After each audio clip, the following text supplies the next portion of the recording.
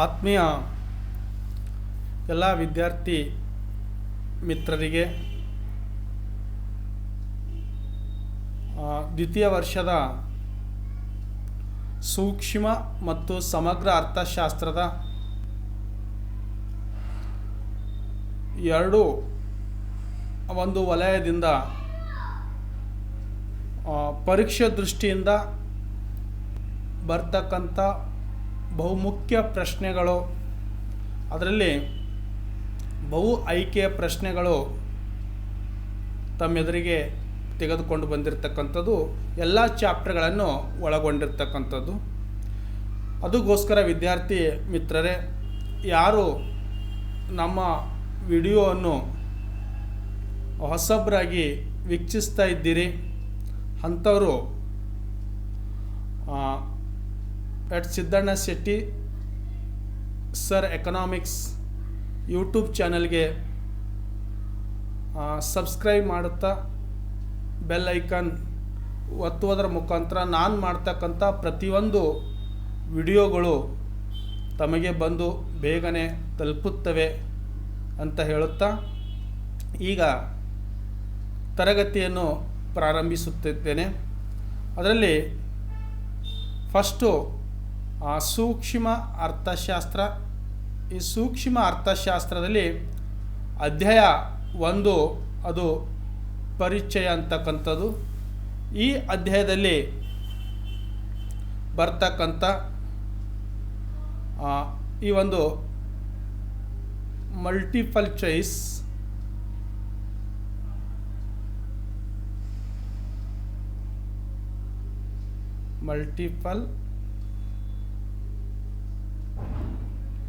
Choice ಅಥವಾ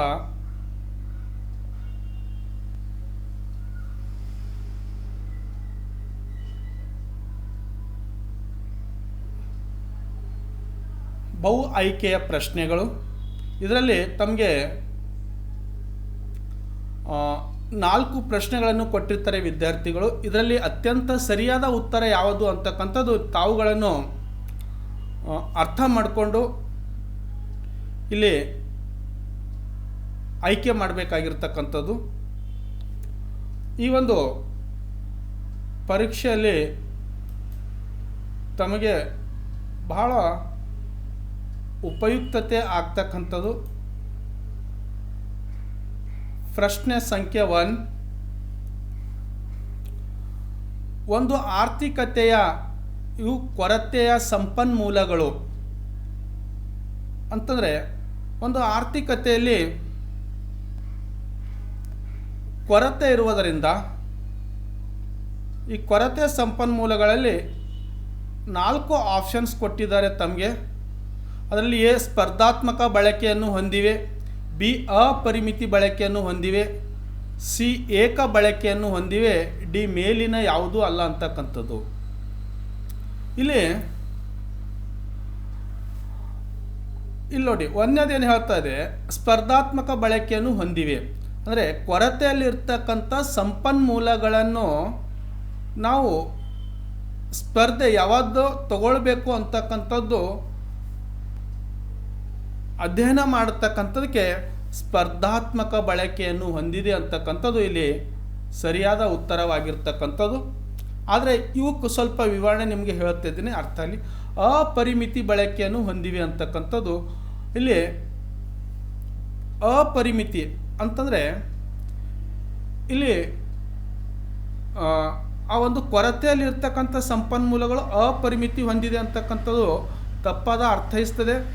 ಆದರೆ ಏಕ ಬಳಕೆ ಅಂತಕ್ಕಂಥದ್ದು ಹೊಂದಿದೆ, ಇದನ್ನು ಕೂಡ ತಪ್ಪು.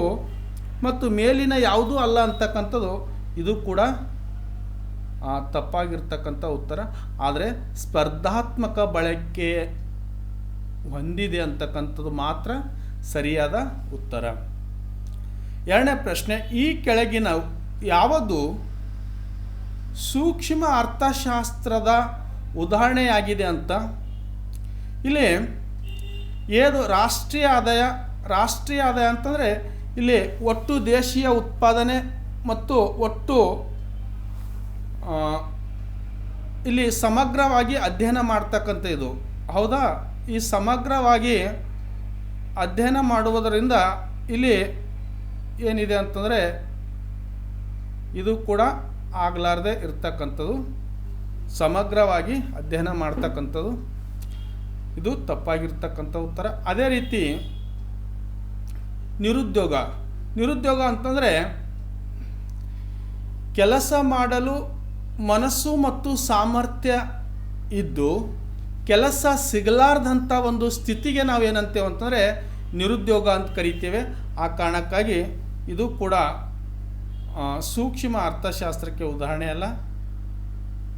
ವಿದೇಶಿಯ ವ್ಯಾಪಾರ ಅಂತಂದರೆ ನಾವು ಒಂದು ರಾಷ್ಟ್ರ ಇತರ ರಾಷ್ಟ್ರ ಜೊತೆಗೆ ಮಾಡ್ತಕ್ಕಂಥ ವ್ಯವಹಾರವನ್ನು ನಾವು ವಿದೇಶಿಯ ವ್ಯಾಪಾರ ಅಂತ ಕರಿತೇವೆ. ಇದು ಕೂಡ ಆಗಲಾರ್ದಂಥ ಉತ್ತರ. ಆದರೆ ಸೂಕ್ಷ್ಮ ಅರ್ಥಶಾಸ್ತ್ರ ಉದಾಹರಣೆ ಅಂತಂತಂದರೆ ಈ ಅನುಭೋಗಿಯ ವರ್ತನೆ ಅಂತಕ್ಕಂಥದ್ದು ಸರಿಯಾದಂಥ ಉತ್ತರ. ಅನುಭೋಗಿಯ ವರ್ತನೆ ಅಂತಂದರೆ ಇಲ್ಲಿ ಒಬ್ಬ ವ್ಯಕ್ತಿ, ಹೌದಾ, ಒಬ್ಬ ವ್ಯಕ್ತಿ ಮತ್ತು ಒಂದು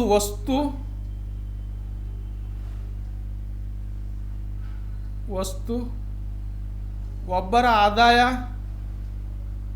ಹೀಗೆ ಸೂಕ್ಷ್ಮ ಅರ್ಥಶಾಸ್ತ್ರವನ್ನು ಅಧ್ಯಯನ ಮಾಡ್ತಕ್ಕಂಥದ್ದು. ಆ ಕಾರಣಕ್ಕಾಗಿ ಅನುಭೋಗಿಯ ವರ್ತನೆ ಸರಿಯಾದ ಉತ್ತರ. ನೆಕ್ಸ್ಟ್ 3ನೇ ಪ್ರಶ್ನೆ, ಒಂದು ಆರ್ಥಿಕತೆಯನ್ನು ಒಳಗೊಂಡಿರುವ ಕೇಂದ್ರೀಯ ಸಮಸ್ಯೆಗಳು ಅಂತಂದರೆ ಇಲ್ಲಿ ಈ 3 ಒಳಗೊಂಡಿದೆ ಒಂದು ಆರ್ಥಿಕತೆ. ತಾವು ತಿಳ್ಕೊಳ್ಬೇಕಾಗಿರ್ತಕ್ಕಂಥದ್ದು ಏನನ್ನು ಉತ್ಪಾದಿಸಬೇಕು, ಓಕೆ, ಹೇಗೆ ಉತ್ಪಾದಿಸಬೇಕು, ಓಕೆ, ಯಾರಿಗಾಗಿ ಉತ್ಪಾದಿಸಬೇಕು. ಆ ಕಾರಣಕ್ಕಾಗಿ ಮೇಲಿನ ಎಲ್ಲವೂ ಹೌದು ಅಂತಕ್ಕಂಥದ್ದು ಸರಿಯಾದ ಉತ್ತರ. ಈ 3 ಕೇಂದ್ರೀಯ ಸಮಸ್ಯೆಗಳಲ್ಲಿ ಅಧ್ಯಯನ ಮಾಡ್ತಕ್ಕಂಥದ್ದು. 4ನೇ ಪ್ರಶ್ನೆ, ಸಾಂಪ್ರದಾಯಿಕವಾಗಿ ಅರ್ಥಶಾಸ್ತ್ರದ ವಿಷಯ ವಸ್ತುವನ್ನು ಈ 2 ವಿಶಾಲ ಭಾಗಗಳಲ್ಲಿ ಅಧ್ಯಯನ ಮಾಡಲಾಗಿದೆ ಅಂತಕ್ಕಂಥದ್ದು ಹೇಳಿದೆ. ಆದರೆ ಇಲ್ಲಿ ನೋಡಿ, ವಾಸ್ತವಿಕ ಮತ್ತು ಮಾದರಿ ಅರ್ಥಶಾಸ್ತ್ರ ಅಂತಂದರೆ ವಾಸ್ತವಿಕ ಇದ್ದಿದ್ದು ಇದ್ದ ಹಾಗೆ ಹೇಳುವುದು ಅಂತಕ್ಕಂಥದ್ದು ವಾಸ್ತವಿಕತೆ ಅಂತ ಕರಿತೇವೆ.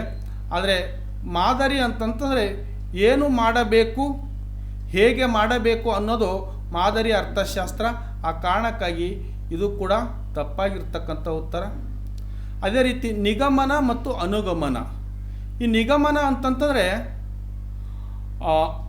ಒಂದು ಸಂಸ್ಥೆಯಲ್ಲಿ ಮೇಲಿನಿಂದ ಕೆಳಗಡೆ ಯಾವ ರೀತಿ ಆಡಳಿತ ಇರ್ತದೋ ಅದನ್ನು ನಿಗಮನ. ಅನುಗಮನ ಅಂತಂದರೆ ಕೆಳಗಿನಿಂದ ಮೇಲ್ಗಡೆ ಹೋಗ್ತಕ್ಕಂಥದ್ದು. ಇದು ಕೂಡ ತಪ್ಪಾಗಿರ್ತಕ್ಕಂಥದ್ದು. ಮೇಲಿನ ಯಾವುದೂ ಅಲ್ಲ ಅಂತಕ್ಕಂಥದ್ದು ಕೂಡ ಇಲ್ಲಿ ತಪ್ಪಾಗಿರ್ತಕ್ಕಂಥ ಉತ್ತರ. ಆದರೆ ಸರಿಯಾದ ಉತ್ತರ ಈ ಸಾಂಪ್ರದಾಯಿಕವಾಗಿ ಅರ್ಥಶಾಸ್ತ್ರ ವಿಷಯವನ್ನು ಈ 2 ಅಂದರೆ ಸೂಕ್ಷ್ಮ ಮತ್ತು ಸಮಗ್ರ ಅರ್ಥಶಾಸ್ತ್ರದ ಭಾಗದಲ್ಲಿ ನಾವು ಅಧ್ಯಯನ ಮಾಡಲಾಗಿದೆ. ಆ ಕಾರಣಕ್ಕಾಗಿ ಇದು ಸರಿಯಾದ ಉತ್ತರ. ಇಲ್ಲಿವರೆಗೂ 5 ಪ್ರಶ್ನೆಗಳನ್ನು ಪೀಠಿಕೆಯಲ್ಲಿ ಮುಕ್ತಾಯವಾಗಿದೆ. ಈಗ ಅದೇ ಒಂದು 2ನೇ ಚಾಪ್ಟರ್ ಆಗಿರ್ತಕ್ಕಂಥದ್ದು ಅನುಭೋಗಿಯ ವರ್ತನೆ ಸಿದ್ಧಾಂತ. ಈ ಅನುಭೋಗಿಯ ವರ್ತನೆ ಸಿದ್ಧಾಂತದಲ್ಲಿ ತಾವುಗಳು 5 ಪ್ರಶ್ನೆಗಳನ್ನು ಬರ್ತಕ್ಕಂಥದ್ದು. ಇಲ್ಲಿ ತಾವು ಇಲ್ಲಿ ನೋಡಿ, ತುಷ್ಟಿಗುಣ ಡ್ಯಾಸ್ ಅಂತ ಕೇಳಿದ್ದಾರೆ. ಆ ಕಾರಣಕ್ಕಾಗಿ ಇಲ್ಲಿ ಸರಿಯಾದ ವಸ್ತುನಿಷ್ಠೆ. ವಸ್ತು ಅಂತಂತಂದರೆ ಇಲ್ಲಿ ಯಾವುದೋ ಒಂದು ಸರಕು ಅಂತ ತಿಳ್ಕೊರಿ ಅಥವಾ ಹಣ್ಣು ಅಂತ ತಿಳ್ಕೊರಿ, ಹೌದಾ.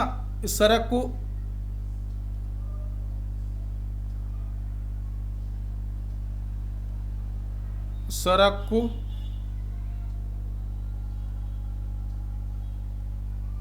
ಹೌದಾ. ಅದೇ ರೀತಿಯಾಗಿ ವ್ಯಕ್ತಿನಿಷ್ಠೆ. ವ್ಯಕ್ತಿ ಅಂತಂದರೆ ಇಲ್ಲಿ ಗ್ರಾಹಕ ಆಗಿರ್ಬೋದು,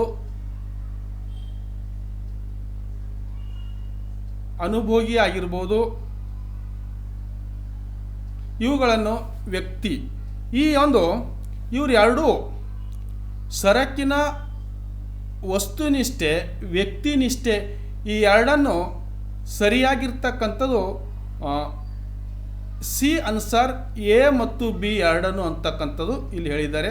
ಆ ಕಾರಣಕ್ಕಾಗಿ ಸಿ ಸರಿಯಾದ ಉತ್ತರ ಆಗಿದೆ ತುಷ್ಟಿಗುಣಕ್ಕೆ. ಆದರೆ ಡಿ ಮೇಲಿನ ಯಾವುದೂ ಅಲ್ಲ ಅಂತಕ್ಕಂಥದ್ದು ಸೂಚಿ, ಇದು ತಪ್ಪಾಗಿರ್ತಕ್ಕಂಥದ್ದು.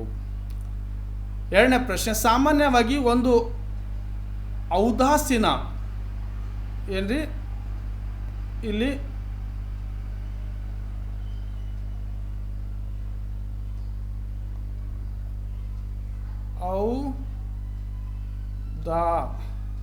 ಆಗಬೇಕಾಗಿದ್ದು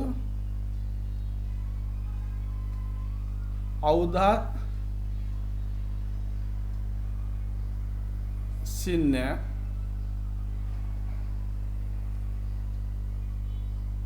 ವಕ್ರರೇಖೆಯ ಆಕಾರವು ಯಾವ ರೀತಿ ಆಗಿದೆ ಅಂತ ಕೇಳಿದ್ದು. ಇಲ್ಲಿ ನೋಡಿ, ಇದು ಮೂಲಕ್ಕೆ ಪಿನ್ ಮಧ್ಯವಾಗಿರುತ್ತದೆ ಅಂತಕ್ಕಂಥದ್ದು ಇದು ಸರಿಯಾದ ಉತ್ತರ. ಇಲ್ಲಿ ಯಾವ ರೀತಿ ನೋಡಿ, ಔದಾಸೀನ ವಕ್ರರೇಖೆ ಈ ರೀತಿ ಆಗಿರ್ತಕ್ಕಂಥದಕ್ಕೆ ಮೂಲಕ್ಕೆ ಪಿನ್ ಮಧ್ಯ ಅಂತ ಕರಿತೇವೆ. ಈ ರೀತಿ ರೇಖಾಚಿತ್ರ ಇರ್ತಕ್ಕಂಥದಕ್ಕೂ ಇದು ನಿಮ್ನ ಮಧ್ಯ ಅಂತ ಕರಿತೇವೆ. ಇದು ಏನಿದೆಯಲ್ಲ ನಿಮ್ನ ಮಧ್ಯ ಅಂತ ಕರಿತೇವೆ. ಇದು ಆದರೆ ಸಮಾನಾಂತರವಾಗಿರುತ್ತದೆ ಅಂತಕ್ಕಂಥದ್ದು ಈ ರೇಖಾಚಿತ್ರ ಇದೆ ನೋಡಿ, ಸಿ ರೇಖಾಚಿತ್ರ ಸಮಾನಾಂತರವಾಗಿರ್ತಕ್ಕಂಥದ್ದು. ಅದನ್ನೇ ಡಿ ರೇಖಾಚಿತ್ರ ಇದು ಲಂಬವಾಗಿದೆ ಅಂತಕ್ಕಂಥದ್ದು. ಈ ಕ್ವಶನ್ ಕೇಳಿರ್ತಕ್ಕಂಥದ್ದು ಔದಾಸೀನ ವಕ್ರರೇಖೆ ಯಾವ ಆಕಾರದಲ್ಲಿದೆ ಅಂತಕ್ಕಂಥದ್ದು ಅಂತಂದರೆ ಔದಾಸೀನ ವಕ್ರರೇಖೆ ಎ ಇದೆಯಲ್ಲ ಎ ಆಕಾರದಲ್ಲಿ ಇರ್ತಕ್ಕಂಥದ್ದು. ಆ ಕಾರಣಕ್ಕಾಗಿ ಮೂಲಕ್ಕೆ ಪಿನ್ನ ಮಧ್ಯವಾಗಿದೆ ಅಂತಕ್ಕಂಥದ್ದು ಸರಿಯಾದ ಉತ್ತರ. ಈ ಮೂರು ಸಿ ಆಗಿರ್ಬೋದು, ಲಂಬವಾಗಿರ್ಬೋದು, ನಿಮ್ನ ಮಧ್ಯವಾಗಿರ್ಬೋದು, ಇವೆಲ್ಲನೂ ಕೂಡ ತಪ್ಪಾಗಿರ್ತಕ್ಕಂಥದ್ದು ವಿದ್ಯಾರ್ಥಿಗಳೇ. ನೆಕ್ಸ್ಟ್, ಅನುಭೋಗಿಯ ಆದಾಯಕ್ಕೆ ಲಭ್ಯವಿರುವ ಸಂಯೋಜನೆಗಳನ್ನು ಇವುಗಳನ್ನು ಅವಲಂಬಿಸಿದೆ. ನಾವು ಅನುಭೋಗಿಯ ಆದಾಯಕ್ಕೆ ಲಭ್ಯವಿರ್ತಕ್ಕಂಥ ಸಂಯೋಜನೆಗಳನ್ನು ಏನು ಅವಲಂಬಿಸಿದೆ ಅಂತಂತಂದರೆ ಇಲ್ಲಿ ಸರಿಯಾದ ಉತ್ತರ ಅನುಭೋಗಿಯ ಆದಾಯ ಬೆಲೆ ಮತ್ತು ಆದಾಯಕ್ಕೆ ಸಂಬಂಧಿಸಿರ್ತಕ್ಕಂಥದ್ದು. ಒಬ್ಬ ವ್ಯಕ್ತಿಗಂತ ಹಣ ಅಂತ ಇಟ್ಕೊಳ್ರಿ, ಅವನ ಆದಾಯ ಇಲ್ಲಿ ಆದಾಯ, ಈ ಆದಾಯದ ಮೇಲೆ ಅವ ಏನು ಮಾಡ್ತಾನಂತಾರೆ, ವಸ್ತುಗಳನ್ನು ಖರೀದಿ ಮಾಡ್ತಕ್ಕಂಥ ಬೆಲೆ ನಿಗದಿ ಆಗ್ತದೆ. ಅದರ ಬೆಲೆಯನ್ನು ಫೈನಲ್ ಮಾಡ್ತಾನೆ. ಯಾಕಂತಂದರೆ ಅವನ ಆದಾಯ ಚೆನ್ನಾಗಿದ್ರೆ ಬೆಲೆ ಬಾಳ್ತಕ್ಕಂಥ ವಸ್ತುಗಳು ಮಾತ್ರ ಖರೀದಿ ಮಾಡ್ತಾನೆ. ಆ ಕಾರಣಕ್ಕಾಗಿ ಬಿ ಸರಿಯಾದ ಉತ್ತರ ಆಗಿದೆ. ಆ ಬಣ್ಣ ಮತ್ತು ಆಕಾರದಿಂದ ಅಲ್ಲ ಅಂತಕ್ಕಂಥದ್ದು. ಅದೇ ರೀತಿ ಆದಾಯ ಮತ್ತು ಗುಣಮಟ್ಟದಿಂದ ಅಲ್ಲ. ನೆಕ್ಸ್ಟು ಮೇಲಿನ ಯಾವುದು ಕೂಡ ಅಲ್ಲ ಅಂತಕ್ಕಂಥದ್ದು ತಾವು ತಿಳ್ಕೊಳ್ಬೇಕಾಗಿದ್ದು. ನೆಕ್ಸ್ಟ್ ಪ್ರಶ್ನೆ 4ನೇ, ಬಜೆಟ್ ರೇಖೆಯ ಸಮೀಕರಣ. ಈ ಬಜೆಟ್ ರೇಖೆಯ ಸಮೀಕರಣ ಅಂತಂದರೆ ಇಲ್ಲಿ ಸರಿಯಾದ ಬಜೆಟ್ ರೇಖೆ ಸಮೀಕರಣ P1 ಪ್ಲಸ್ X1 ಇಲ್ಲ P1 X1 plus P2 X2 equal to M ಅಂತಕ್ಕಂಥದ್ದು ಇಲ್ಲಿ ಸರಿಯಾದ ಉತ್ತರ.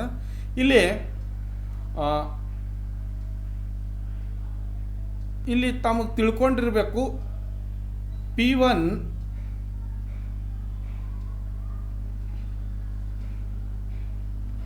X1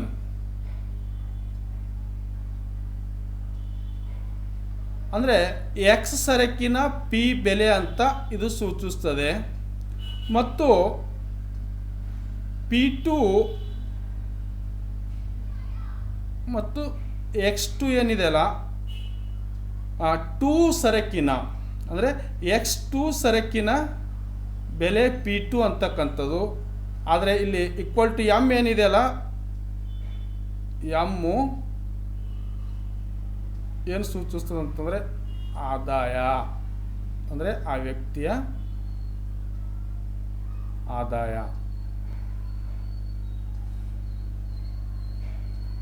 ಹೌದಾ? ಆದಾಯವನ್ನು ಸೂಚಿಸ್ತಕ್ಕಂಥದ್ದು. ಆದರೆ ಎ ತಪ್ಪಾಗಿದ್ದು, B M equal to POXO plus PX ತಪ್ಪು. ಡಿದು Y equal to MX plus C ಇದು ತಪ್ಪಾಗಿದೆ. ಬಜೆಟ್ ರೇಖೆ ಮಾತ್ರ ಇದು ಸರಿಯಾದ ಉತ್ತರ.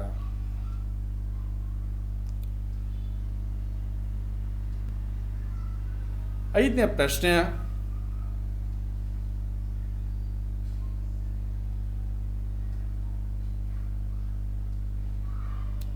ಆದಾಯದಲ್ಲಿ ಹೆಚ್ಚಳವಾದಂತೆ ಈ ಸರಕುಗಳಿಗೆ ಬೇಡಿಕೆ ಹೆಚ್ಚಾಗುತ್ತದೆ ಅಂತಂದರೆ, ಸಾಮಾನ್ಯ ಸರಕುಗಳಿಗೆ ಆದಾಯ ಹೆಚ್ಚಾದಾಗ ಬೇಡಿಕೆಯೂ ಹೆಚ್ಚಾಗ್ತಕ್ಕಂಥದ್ದು ಸರಿಯಾದ ಉತ್ತರ. ಇಲ್ಲಿ ಕೆಳದರ್ಜೆ ಸರಕುಗಳು ಅಂತಂದರೆ ತಮಗೆ ಗೊತ್ತಿರಬೇಕು, ಈ ಒಂದು ಕೆಳದರ್ಜೆ ಸರಕುಗಳು ನವಣೆ, ಬಾರ್ಲಿ,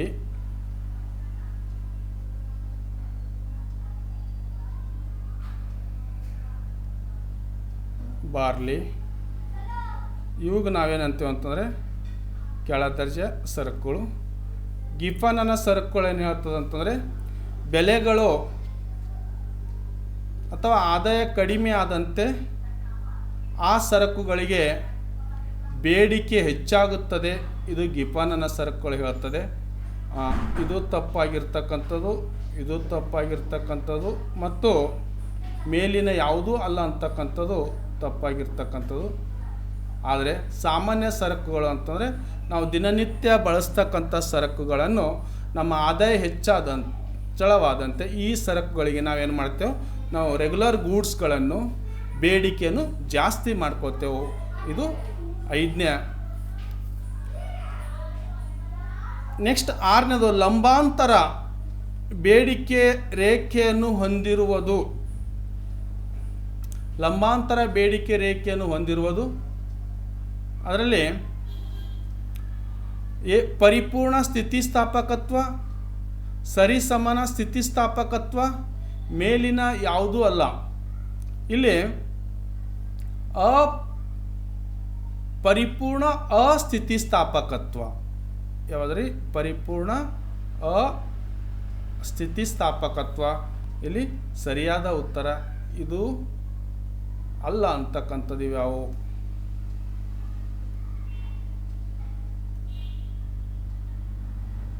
ನೆಕ್ಸ್ಟು, ಸ್ಥಾನದರ್ಶಕ ತುಷ್ಟಿಗುಣ ವಿಶ್ಲೇಷಣೆಯು ತುಷ್ಟಿಗುಣವನ್ನು, ಸ್ಥಾನ ಅಂತಂದ ತಕ್ಷಣ ತಾವು ತಿಳ್ಕೊಳ್ಬೇಕಾಗಿರ್ತಕ್ಕಂಥದ್ದು ಇಲ್ಲಿ ಸಂಖ್ಯೆಗಳಲ್ಲಿ ವ್ಯಕ್ತಪಡಿಸ್ತದೆ ಅಂತಂತಂದರೆ, ಇಲ್ಲಿ 1, 2, 3, ಇದು 4, ಇದು ಸಂಖ್ಯೆಗಳಲ್ಲಿ ವ್ಯಕ್ತಪಡಿಸ್ತಕ್ಕಂಥದ್ದು. ಆದರೆ ಪ್ರತಿಫಲಗಳಲ್ಲಿ ವ್ಯಕ್ತಪಡಿಸ್ತಕ್ಕಂಥದ್ದು ಅಂತಂದರೆ ತಾವುಗಳು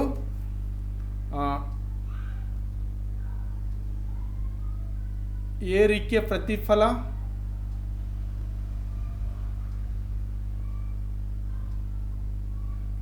ಸ್ಥಿರ ಪ್ರತಿಫಲ ಮತ್ತು ಇಳಿಕೆ ಪ್ರತಿಫಲ, ಇದಕ್ಕೆ ನಾವು ಈ ಥರ ಅಂತ ಕರಿತೀವಿ ಪ್ರತಿಫಲಗಳಲ್ಲಿ ಅಂತಂದರೆ. ಇದಕ್ಕೆ ಈ ರೇಖಾಚಿತ್ರದ ವಿದ್ಯಾರ್ಥಿಗಳು ತಾವು ತಿಳ್ಕೊಳ್ಬೇಕು. ಏರಿಕೆ, ಸ್ಥಿರ, ಇಳಿಕೆ ಪ್ರತಿಫಲ. ನೆಕ್ಸ್ಟು, ಪ್ರಶಸ್ತಿಗಳಲ್ಲಿ ವ್ಯಕ್ತಪಡಿಸ್ತದೆ ಅಂತಂದರೆ ನಾವು ಪ್ರಶಸ್ತಿಗಳನ್ನು ಕೊಡ್ತಾ ಇದ್ದೇವೆ, ಪ್ರಶಸ್ತಿ ಪ್ರಮಾಣ ಪತ್ರಗಳಂತ ಕರಿತೀವಿ. ಇವುಗಳಲ್ಲಿ ಇದೂ ಕೂಡ ಅಲ್ಲ, ಈ ಮೂರೂ ಕೂಡ ಅಲ್ಲ ಅಂತಕ್ಕಂಥದ್ದು. ಆದರೆ ಸರಿಯಾದ ಉತ್ತರ ಸ್ಥಾನಗಳಲ್ಲಿ ವ್ಯಕ್ತಪಡಿಸುವುದು ಅಂತಂದರೆ ತಾವು ತಿಳ್ಕೊಳ್ಬೇಕು. ಇದಕ್ಕೆ ಈ ಥರ ರೋಮನ್ ಅಂಕಿಯಲ್ಲಿ ಪ್ರಥಮ ಸ್ಥಾನ, ದ್ವಿತೀಯ ಸ್ಥಾನ, ಇದು ತೃತೀಯ ಸ್ಥಾನ.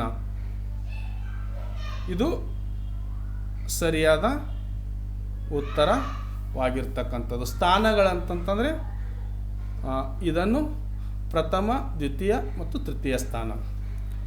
ನೆಕ್ಸ್ಟ್ 2 ಅಧ್ಯಾಯಗಳು ಮುಕ್ತಾಯವಾಯಿತು. ಈಗ 3ನೇ ಅಧ್ಯಾಯ ಉತ್ಪಾದನೆ ಮತ್ತು ವೆಚ್ಚ ಅಂತ ಕರಿತೀವಿ ನಾವು ಇದಕ್ಕೆ.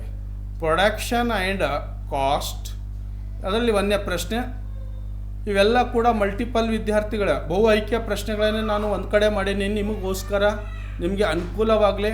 ಒಂದೇ ಕಡೆ ಇರೋದರಿಂದ ಹೆಚ್ಚು ತಮಗೆ ಅಭ್ಯಾಸ ಮಾಡೋದಕ್ಕೆ ಈಸಿ ಆಗ್ತಕ್ಕಂಥದ್ದು. ಆ ಕಾರಣಕ್ಕಾಗಿ ಇಲ್ಲಿ 1ನೇ ಪ್ರಶ್ನೆ ಉತ್ಪಾದನಾ ಬಿಂಬಕ ಸೂತ್ರ. ಇಲ್ಲಿ Q = F ಬ್ರ್ಯಾಕೆಟ್ದಲ್ಲಿ L ಮತ್ತು K ಅಂತ. Q ಅಂತಂತಂದರೆ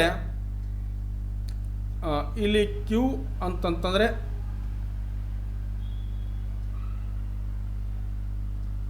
ಕ್ವಾಂಟಿಟಿ ಅಂತ ಕರೀತೇವೆ, ಅಥವಾ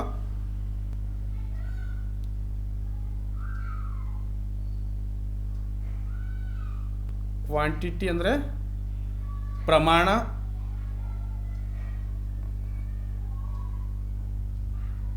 ಆದರೆ F ಅಂತಂತಂದರೆ ಫಂಕ್ಷನ್ ಅಂತ ಕರಿತೇವೆ. ಇಲ್ಲಿ ಸಂಬಂಧ ಸೂಚಿಸ್ತದೆ.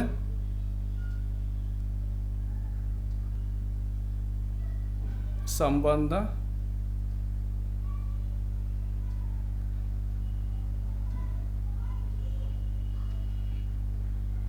ಹೌದಾ? ಅದೇ ರೀತಿಯಲ್ಲಿ ಎಲ್ ಅಂತಂತಂದರೆ ಇಲ್ಲಿ ಭೂಮಿ,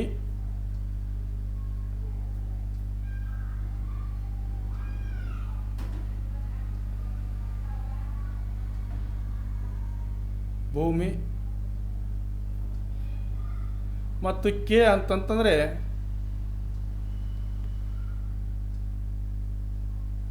ಕ್ಯಾಪಿಟಲ್ ಅಂತ ಕರಿತೇವೆ.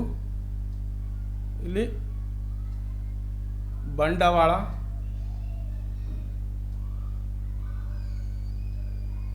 ಹೌದಾ? ಆ ಕಾರಣಕ್ಕಾಗಿ ಎ ಸರಿಯಾಗಿ ಉತ್ತರ. ಸಿ ತಪ್ಪಿದೆ,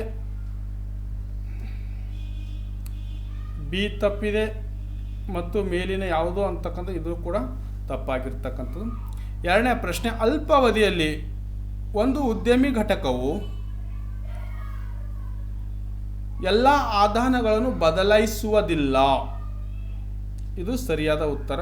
ಯಾಕಂದರೆ ಇಲ್ಲಿ ಶಾರ್ಟ್ ಟರ್ಮ್ ಪೀರಿಯಡಲ್ಲಿ ನಾವು ಯಾವುದೇ ಆದಾನಗಳನ್ನು ಬದಲಾಯಿಸಲಿಕ್ಕೆ ಸಾಧ್ಯವಿಲ್ಲ.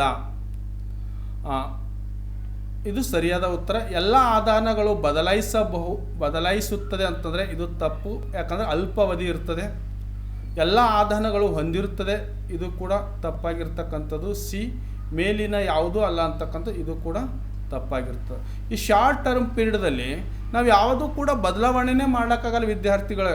ಇಲ್ಲಿ ತಮಗೆ ಗೊತ್ತಿರಬೇಕು, ಈ ಒಂದು ಆದಾನಗಳು ಲ್ಯಾಂಡು, ಲೇಬರು, ಕ್ಯಾಪಿಟಲು ಮತ್ತು ಆರ್ಗನೈಜೇಷನು ಇವುಗಳು, ಅದ್ರ ಜೊತೆಗೆ ಇನ್ನು ಇತರೆ ಆದಾನಗಳನ್ನು ನಾವು ಬದಲಾಯಿಸಲಿಕ್ಕೆ ಸಾಧ್ಯವಿಲ್ಲ. ಆ ಕಾರಣಕ್ಕಾಗಿ ಬಿ ಸರಿಯಾಗಿ ಉತ್ತರ. ನೆಕ್ಸ್ಟು ಪ್ರಶ್ನೆ 3ನೇದು ಒಂದು ಆದಾನದ ಪ್ರತಿ ಘಟಕದ ಬದಲಾವಣೆಗೆ ಉತ್ಪನ್ನದಲ್ಲಾಗುವ ಬದಲಾವಣೆಯನ್ನು ಹೀಗೆನ್ನುತ್ತೇವೆ ಅಂತಂದರೆ, ಒಂದು ಆದಾನದ ಪ್ರತಿ ಘಟಕದ ಬದಲಾವಣೆ ಉತ್ಪನ್ನದಲ್ಲಾಗುವ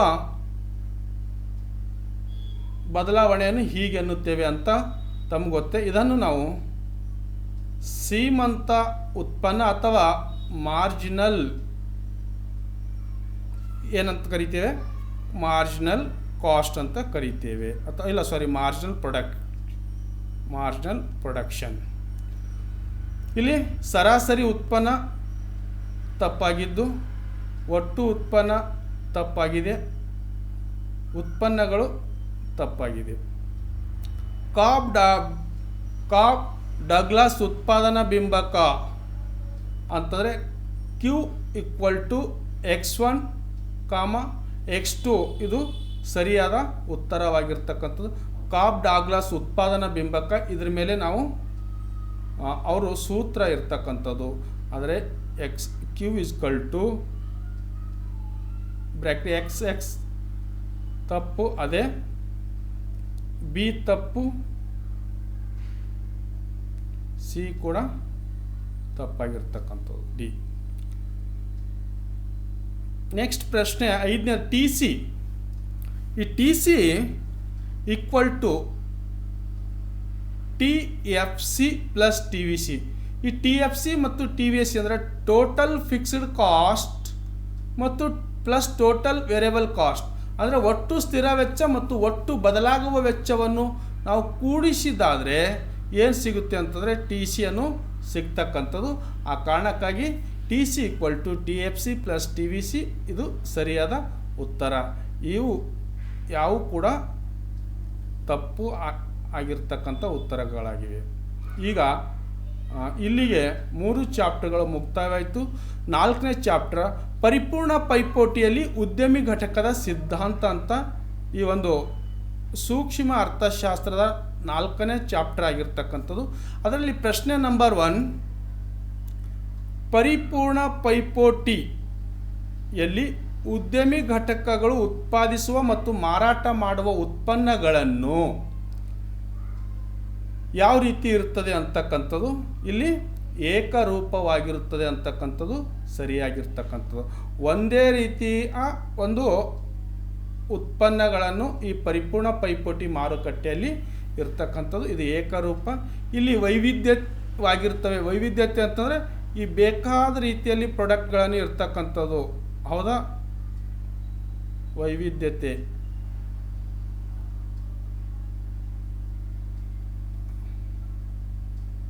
ಈ ಥರ ವೈವಿಧ್ಯತೆ ಆಗಿರ್ತಕ್ಕಂಥದ್ದು. ಅಂದರೆ ಪ್ರಾಡಕ್ಟ್ ಆಕಾರಗಳ ತಮಗೆ ಹೇಳತ್ತೀನಿ, ಈ ರೀತಿ ಇರ್ತವೆ. ಯಾವ ಬೇಕಾದ್ರೆ ಇಲ್ಲಿ ಈ ರೀತಿ ಪ್ರಾಡಕ್ಟ್ಗಳನ್ನು ವೈವಿಧ್ಯಮಯವಾಗಿರ್ತವೆ. ಇದು ಪರಿಪೂರ್ಣ ಪೈಪೋಟಿಯಲ್ಲಿ ತಪ್ಪಾಗಿರ್ತಕ್ಕಂಥದ್ದು. ವಿಲಾಸಿ ಸರಕುಗಳು ಅಂತಂದರೆ ಬೆಲೆ ಬಾಳ್ತಕ್ಕಂಥ ಸರಕುಗಳು ಆಗಿರ್ತವೆ. ಇದು ಕೂಡ ತಪ್ಪು ಆಗಿರ್ತಕ್ಕಂಥದ್ದು. ನೆಕ್ಸ್ಟು ಅವಶ್ಯಕ ಸರಕುಗಳು ಅಂದರೆ ದಿನ ಬಳಕೆಗೆ ಬೇಕಾಗಿರ್ತಕ್ಕಂಥ ಸರಕುಗಳು ಇರ್ತಾವಲ್ಲ, ಅವು ಅವಶ್ಯಕ ಸರಕುಗಳು. ಹಾಲು, ಮ್ಯಾಚ್ ಬಾಕ್ಸು, ಕಟ್ಟಿಗೆ, ಆಹಾರ ಪದಾರ್ಥಗಳು, ಉಡುಪುಗಳು, ಇವೆಲ್ಲನೂ ಕೂಡ ಅವಶ್ಯಕ ಸರಕುಗಳು. ಇದು ಕೂಡ ಈ ಒಂದು ಪ್ರಶ್ನೆಗೆ ತಪ್ಪಾಗಿರ್ತಕ್ಕಂಥದ್ದು. ಸರಿಯಾಗಿದ್ದು ಮಾತ್ರ ಏಕರೂಪವಾಗಿರುತ್ತದೆ, ಅಂದರೆ ಒಂದೇ ರೀತಿ. ನೆಕ್ಸ್ಟ್ ಪ್ರಶ್ನೆ, ಒಂದು ಉದ್ಯಮಿ ಘಟಕ ಹೆಚ್ಚುವರಿ ಉತ್ಪಾದನೆಯಿಂದ ಒಟ್ಟು ಆದಾಯದಲ್ಲಾಗುವ ಹೆಚ್ಚಳವನ್ನು ನಾವೇನಂತ ಕರಿತೇವೆ, ಸೀಮಂತ ಆದಾಯ. ಇದು ಸರಿಯಾದ ಉತ್ತರ. ಈ ಸೀಮಂತ ಆದಾಯಕ್ಕೆ ನಾವು ಮಾರ್ಜಿನಲ್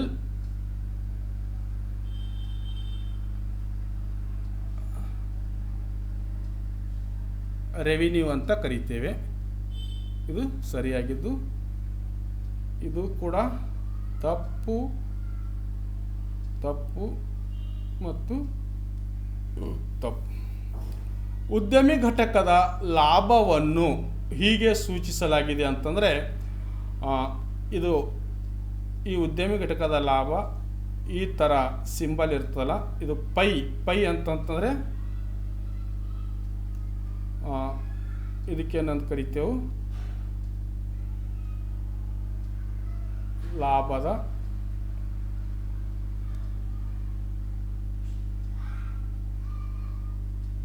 ಹೌದಾ, ಈ ಒಂದು ಲಾಭದ ಸಂಕೇತ ಇದು ಕರಿತೇವೆ. ಯಾಕ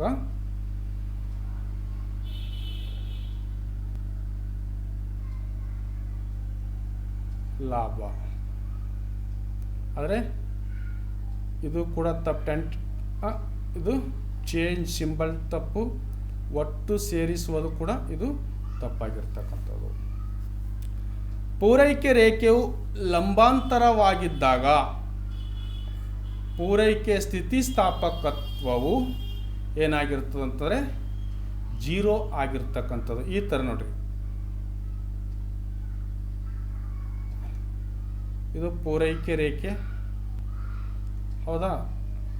ಇದು ಲಂಬಾಂತರವಾಗಿದ್ದಾಗ ಇದರ ಸ್ಥಿತಿಸ್ಥಾಪಕತ್ವ ಏನಿರ್ತದೆ ಅಂತಂದರೆ ಈ ಪಾಯಿಂಟ್ ಎಲ್ಲ 0 ಇರ್ತಲ್ಲ, ಆ ಕಾರಣಕ್ಕಾಗಿ ಇಲ್ಲಿ 0 ಆಗಿರ್ತದೆ. ಇದು ಸರಿಯಾದ ಉತ್ತರ. ಒಂದು ಉದ್ಯಮಿ ಘಟಕವು ತನ್ನ ಉತ್ಪನ್ನದ ಪ್ರತಿ ಘಟಕದ ಉತ್ಪಾದನೆಯಿಂದ ಪಡೆಯುವ ಆದಾಯವನ್ನು ಹೀಗೆಂದು ಕರೆಯುತ್ತೇವೆ ಅಂತಂದರೆ, ಇಲ್ಲಿ ಪ್ರತಿ ಘಟಕದ ಉತ್ಪಾದನೆಯಿಂದ ಅಂತಂದರೆ ಇದು ಸರಿಯಾದ ಉತ್ತರ ಸರಾಸರಿ ಆದಾಯ ಆಗಿರ್ತಕ್ಕಂಥದ್ದು. ಇದು ಒಟ್ಟು ಆದಾಯ ಅಲ್ಲ, ಶ್ರೀಮಂತ ಆದಾಯ ಅಲ್ಲ, ಮತ್ತು ಮೇಲಿನ ಯಾವುದೂ ಕೂಡ ಅಲ್ಲ ಅಂತಕ್ಕಂಥದ್ದು. ಇದು ಪ್ರತಿ ಘಟಕ ಅಂತಂದರೆ ಪರ್ ಯೂನಿಟಲ್ಲಿ ಆಗಿರ್ತಕ್ಕಂಥ ಬದಲಾವಣೆ. ಈಗ 5ನೇ ಚಾಪ್ಟರ್ ಮಾರುಕಟ್ಟೆ ಸಮತೋಲನ, ಈ ಮಾರ್ಕೆಟ್ ಇಕ್ವಿಲಿಬ್ರಿಯಮ್ ಅಂತ ವಿದ್ಯಾರ್ಥಿಗಳೇ, ಈ ಚಾಪ್ಟರ್ದಲ್ಲಿ ಪ್ರಶ್ನೆ ನೋಡಿ, ಪರಿಪೂರ್ಣ ಪೈಪೋಟಿಯಲ್ಲಿ ಮಾರುಕಟ್ಟೆ ಕೊಳ್ಳುವವರು ಮತ್ತು ಮಾರುವವರು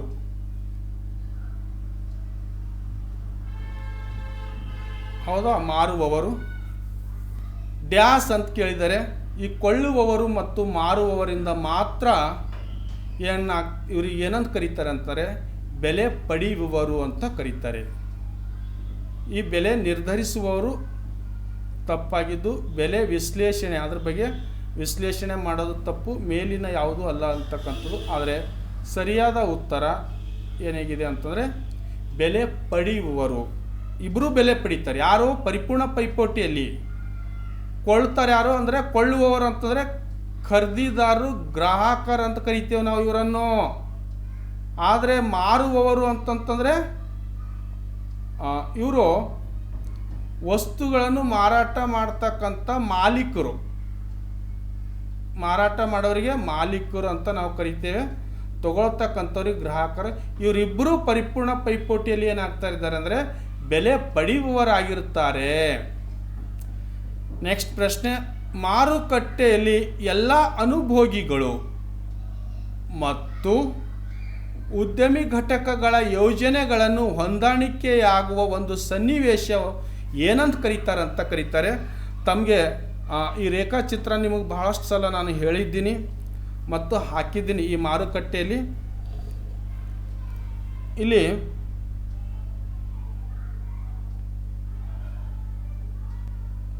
ಇದು ಪೂರೈಕೆ ರೇಖೆ ಇದೆ, ಇದು ಬೇಡಿಕೆ ರೇಖೆ ಇದೆ. ಇಲ್ಲಿ ಇಬ್ಬರು ಸಮತೋಲನವಾಗಿ ಬೆಲೆ ನಿರ್ಧಾರ ಆಗ್ತದೆ. ಬೆಲೆ ಮತ್ತು ಕ್ವಾಂಟಿಟಿ ಆಗ್ತಾ ಇದೆ. ಆದರೆ ಬೆಲೆ ಪಿಗಿಂತ ಕಮ್ಮಿ ಆದಾಗ ಏನಾಗ್ತದೆ ಅಂತಂದರೆ ಪೂರೈಕೆ ಕಡಿಮೆ ಆಗ್ತದೆ, ಬೇಡಿಕೆ ಹೆಚ್ಚಾಗ್ತದೆ. ಪಿಗಿಂತ ಹೆಚ್ಚು ಬೆಲೆ ಆದಾಗ ಏನಾಗ್ತಾ ಇದೆ ಅಂತಂದರೆ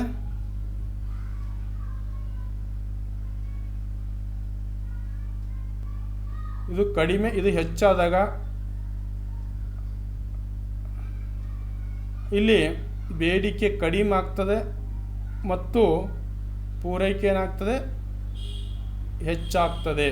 ಇವರಿಬ್ಬರು ಏನು ಮಾಡ್ತಾ ಇದ್ದಾರೆ ಅಂತಂದರೆ ಮಾರುವವರು, ಅನುಭೋಗಿಗಳು ಮತ್ತು ಉದ್ಯಮಿ ಘಟಕಗಳು ಇಬ್ಬರು ಒಂದು ಹಂತಕ್ಕೆ ಬಂದು ಇಲ್ಲೇನಾಗ್ತಾ ಇದೆ ಅಂತಂದರೆ ಇವರಿಬ್ಬರು ಸಮತೋಲನ ಸನ್ನಿವೇಶಕ್ಕೆ ಬಂದು ತಲುಪ್ತಾರೆ.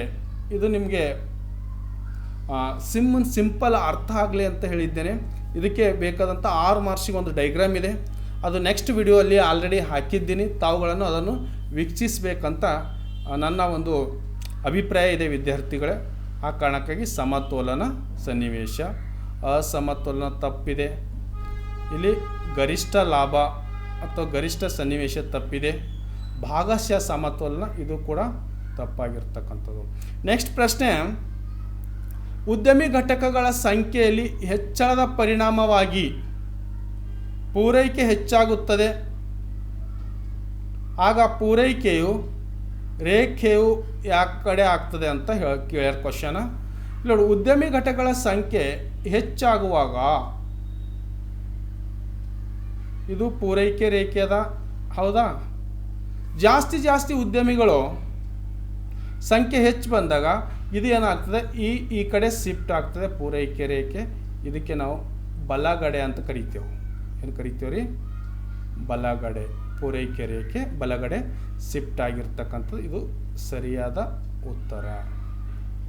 ನೆಕ್ಸ್ಟ್, ಈ 3 ಉತ್ತರಗಳು ತಪ್ಪಾಗಿದ್ದು.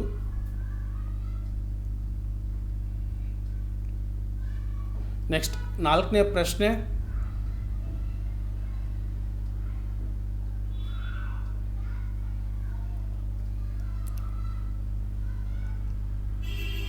ಬೆಲೆಯು ಈ ಕೆಳಗಿನ ವೆಚ್ಚದ ಕನಿಷ್ಠ ಮಟ್ಟಕ್ಕಿಂತ ಹೆಚ್ಚಾಗಿರುವವರಿಗೆ ಉದ್ಯಮಿ ಘಟಕಗಳ ಲಾಭವನ್ನು ಗಳಿಸುತ್ತವೆ ಅಂತ.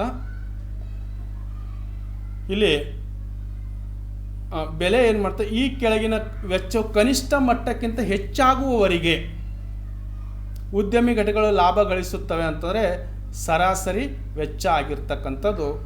ಆದರೆ ಇವು ಎಲ್ಲ ಕೂಡ ಸೀಮಂತ ವೆಚ್ಚ, ಒಟ್ಟು ವೆಚ್ಚ ಮತ್ತು ಸ್ಥಿರ ವೆಚ್ಚ ತಪ್ಪಾಗಿರ್ತಕ್ಕಂಥದ್ದು. 5ನೇ ಪ್ರಶ್ನೆ, ಸರ್ಕಾರವು ಸರಕು ಮತ್ತು ಸೇವೆಗಳ ಬೆಲೆಗೆ ಮೇಲ್ಮಿತಿಯನ್ನು ವಿಧಿಸುವುದನ್ನು ಹೀಗೆನ್ನುತ್ತಾರೆ ಅಂತಂದರೆ, ಸರ್ಕಾರ ಏನು ಮಾಡ್ತಾರೆ, ಸರಕು ಸೇವೆಗಳ ಮೇಲೆ ಬೆಲೆಗೆ ಒಂದು ಹಣವನ್ನು ಹಾಕ್ತಾರೆ. ಆ ಹಣವನ್ನು ಹಾಕ್ತಕ್ಕಂಥದಕ್ಕೆ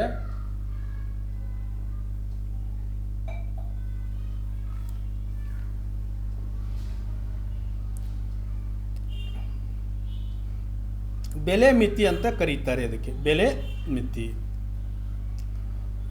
ಮಾರಾಟ ಬೆಲೆ ಅಲ್ಲ,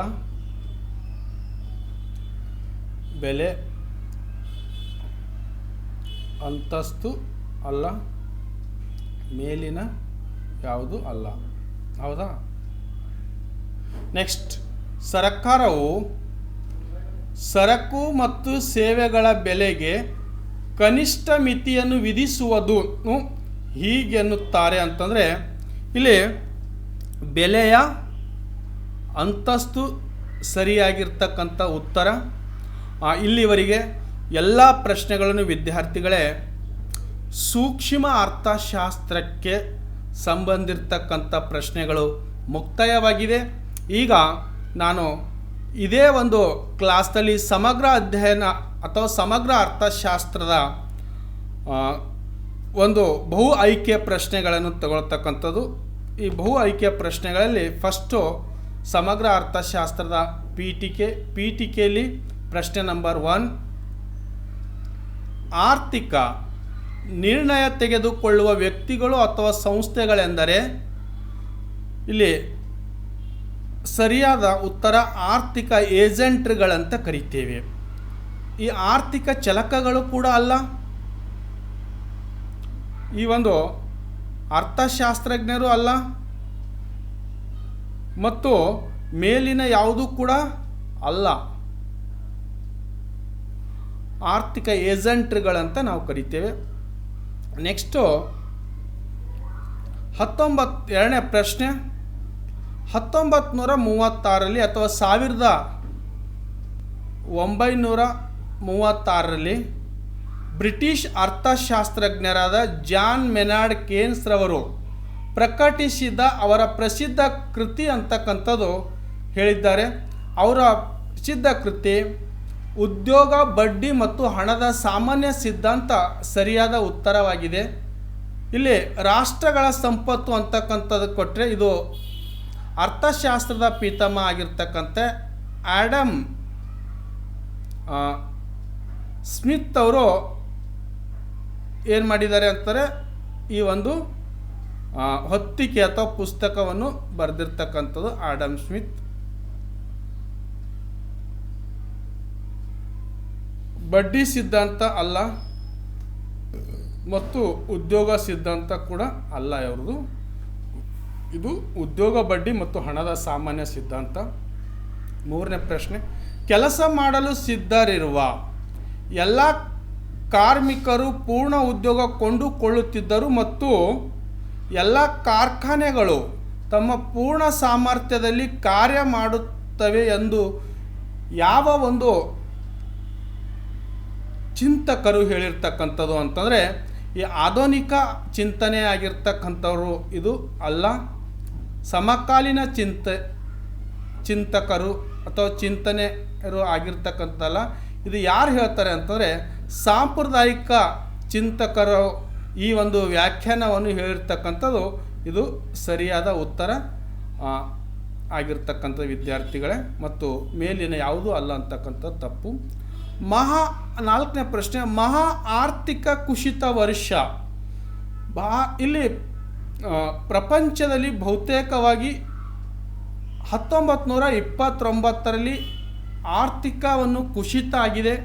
ಇಲ್ಲಿ ಆರ್ಥಿಕ ಕುಸಿತ ಆದಾಗ ನಿರುದ್ಯೋಗ, ಬಡತನ, ಆಹಾರ ಸಮಸ್ಯೆ ಇವೆಲ್ಲನೂ ಕೂಡ ಆರ್ಥಿಕದ ಮೇಲೆ ಕುಸಿತ ಬಿದ್ದಿದ್ದಿರ್ತಕ್ಕಂಥ ವರ್ಷ 1929 ಅಂತ ಹೇಳ್ತಾ ಇದ್ದೇವೆ. ನೆಕ್ಸ್ಟು 5ನೇ ಪ್ರಶ್ನೆ, ಬಂಡವಾಳ. ಈ ಬಂಡವಾಳದ ಶಾಹಿ ದೇಶದಲ್ಲಿ ಉತ್ಪಾದನಾ ಚಟುವಟಿಕೆಗಳನ್ನು ಮುಖ್ಯವಾಗಿ ಇವರು ನಡೆಸುತ್ತಾರೆ ಅಂತಂದರೆ ಖಾಸಗಿ ಉದ್ಯಮಿ ಸಂಸ್ಥೆಗಳು ಎಲ್ಲಿ ಬಂಡವಾಳಶಾಹಿ ಇರುತ್ತೋ ಅಲ್ಲಿ ನಡೆಸ್ತಾ ಇದ್ದಾರೆ. ಕೇಂದ್ರೀಯ ಪ್ರಾಧಿಕಾರ ಅಥವಾ ಕೇಂದ್ರ ಸರ್ಕಾರ ಯಾವ ಆರ್ಥಿಕತೆ ಇರುತ್ತೋ ಆವಾಗ ಸರ್ಕಾರದ ಪ್ರಾಧಿಕಾರ ನಡೆಸ್ತವೆ. ಯೋಜನೆ ಪ್ರಾಧಿಕಾರ ಇದು ಕೂಡ ತಪ್ಪಾಗಿದ್ದು ಇದೂ ಕೂಡ ತಪ್ಪಾಗಿದೆ. ಈ ಪ್ರಶ್ನೆಗೆ ಅನುಗುಣವಾಗಿ ಮೇಲಿನ ಯಾವುದೂ ಅಲ್ಲ ಅಂತಕ್ಕಂಥದ್ದು ಕೂಡ ತಪ್ಪಾಗಿದೆ. ಇಲ್ಲಿ 2ನೇ ಚಾಪ್ಟರ್ ರಾಷ್ಟ್ರೀಯ ವರಮಾನದ ಲೆಕ್ಕಾಚಾರ ಅಥವಾ ನ್ಯಾಷನಲ್ ಅಕೌಂಟಿಂಗ್ ಅಂತ ಅಥವಾ ಇನ್ಕಮ್ ಅಕೌಂಟಿಂಗ್ ಅಂತ ಕರಿತೇವೆ. ಅದರಲ್ಲಿ ಪ್ರಶ್ನೆ, ರಾಷ್ಟ್ರೀಯ ವರಮಾನವನ್ನು ಅಧ್ಯಯನವು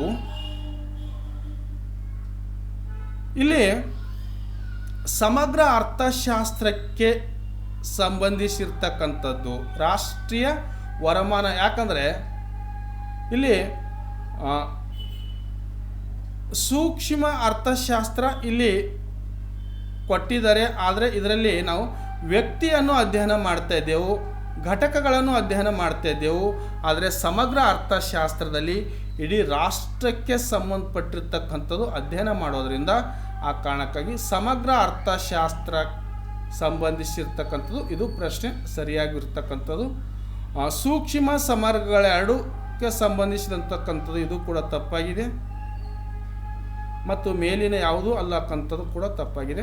ನೆಕ್ಸ್ಟ್, NNP ಈಕ್ವಲ್ ಟು ಇಲ್ಲ NNP 3 ಸಿಂಬಲ್ ಇದೆ, ಅನನ್ಯತೆ ಅಂತ ಕರಿತೇವೆ ಇದಕ್ಕೆ. NNP ಅನನ್ಯತೆ, GNP ಮೈನಸ್ ಅಂದರೆ ಒಟ್ಟು ರಾಷ್ಟ್ರೀಯ ಉತ್ಪಾದನೆಯಲ್ಲಿ ಸವಕಳಿ ಮಾತ್ರ ನಾವು ಕಳೆದಾಗ ಏನು ಸಿಗ್ತದೆ ಅಂತಂದರೆ NNP ನೆಟ್ ನ್ಯಾಷನಲ್ ಪ್ರಾಡಕ್ಟ್ ಸಿಗ್ತದೆ. ಆ ಕಾರಣಕ್ಕಾಗಿ ಬಿ ಉತ್ತರ ಸವಕಳಿ ಸರಿಯಾಗಿರ್ತಕ್ಕಂಥದ್ದು. ಈ ಕಡಿತನೂ ಅಲ್ಲ, ಹೂಡಿಕೆನೂ ಕೂಡ ಅಲ್ಲ ಮತ್ತು ಮೇಲಿನ ಯಾವುದು ಅಥವಾ ಯಾವುದು ಅಲ್ಲ ಅಂತಕ್ಕಂಥದ್ದು. ನೆಕ್ಸ್ಟ್ ಪ್ರಶ್ನೆ,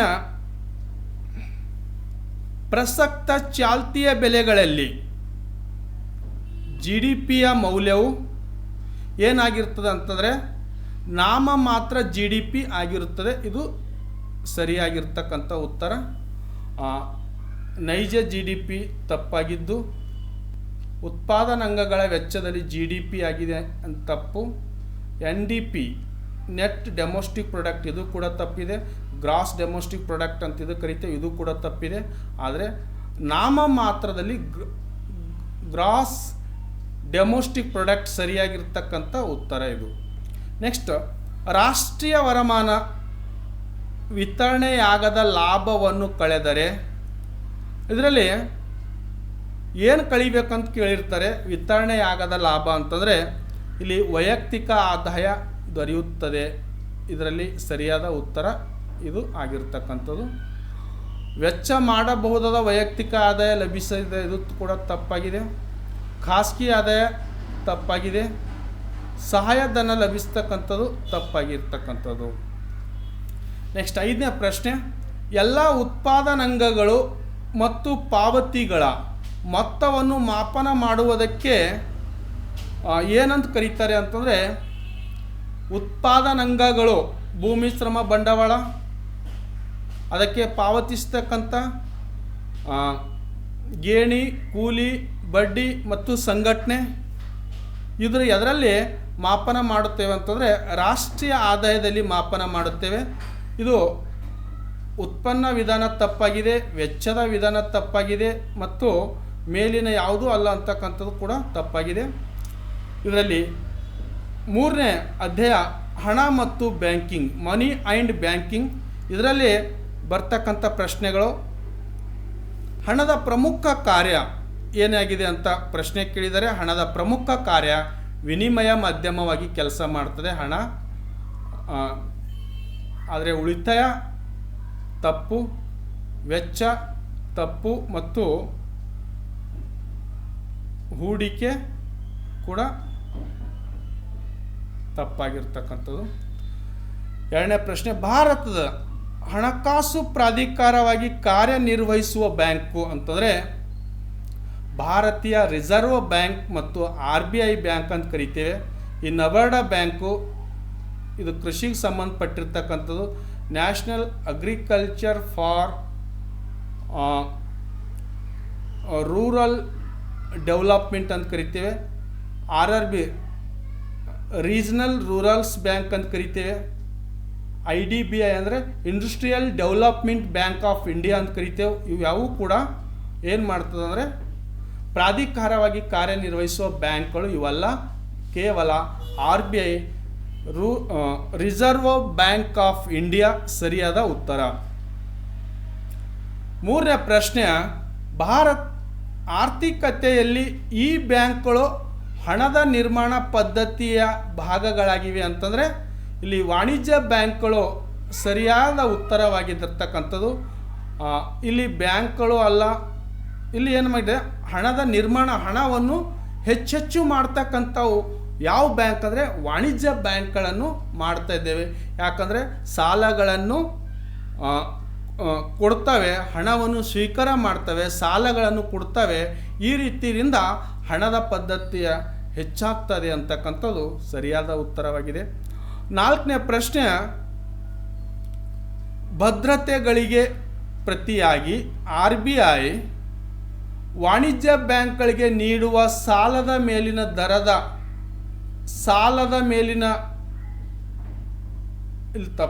ದರ ಏನಂತ ಕರೀತಾರೆ ಅಂತಂದರೆ ಇದು ರೇಪೋ ದರ ಅಂತ ಕರಿತೇವೆ. RBI ಏನಿರುತ್ತಲ್ಲ, ವಾಣಿಜ್ಯ ಬ್ಯಾಂಕ್ಗಳಿಗೆ ನೀಡುವ ಸಾಲದ ಮೇಲಿನ ದರ, ಇಲ್ಲಿ RBI ಬ್ಯಾಂಕ್ ಇದೆ ಅಂತ ಇಟ್ಕೊಳ್ರಿ. ಈ RBI